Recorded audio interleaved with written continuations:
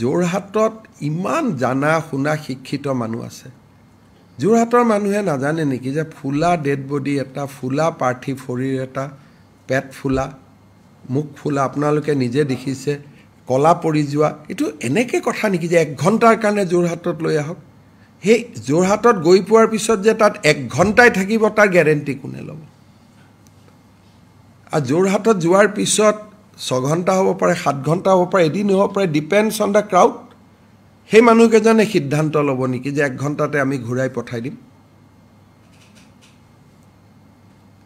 যোৰহাট যাবৰ কাৰণে তো যোৰহাটেদি যাব লাগিব নগাঁৱেদি যাব লাগিব মৰিগাঁৱেদি যাব লাগিব কি কি কি ভাবি আছে লগতকৈ 26ত ভোট নিদিব হাৰি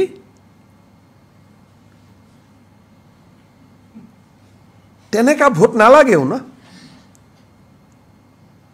যি মানুহে জুবিনৰ পাৰ্থিৱ শৰীৰটোত এনেকুৱা অৱস্থা জানিও এনেকুৱা ম্যাডনেস ফ্যাননেস ইজ ডিফাৰেন্ট থিং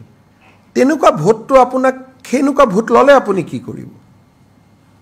কিন্তু যোৰহাটৰ পজিটিভ মানুহখিনিয়ে লগে লগে কৈছে ভাই গৰিমাই যদি নিবিচাৰে মুখ্যমন্ত্ৰীয়ে কি কৰিব পাৰে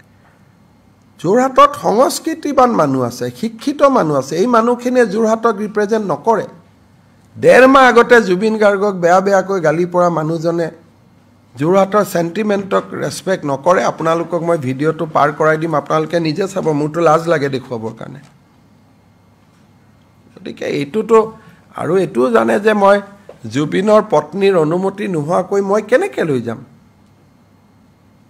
হেতু মোৰ লৰা হলে মোৰ দেউতা হলে মই আই ক্যান টেক এ ডিসিশন মই কেনেকৈ লৈ যাব পাৰো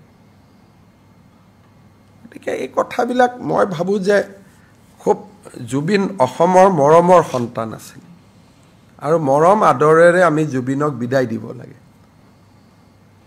আৰু এটো কোনো কাৰণতে এটা বেলেগ ডিৰেকশনত লৈ যাব নালাগে আৰু কোনো অসমীয়াই নিবিচাৰে এটো কালি সকলো শিক্ষানুষ্ঠান বন্ধ থাকিব ইউনিভাৰ্সিটি কলেজ সমগ্ৰ অসমতে বন্ধ থাকিব সৰকাৰি অফিস খালি কামৰূপ মহানগৰ জিলাত বন্ধ থাকিব বাকি জায়গাত সৰকাৰি অফিস খোলা থাকিব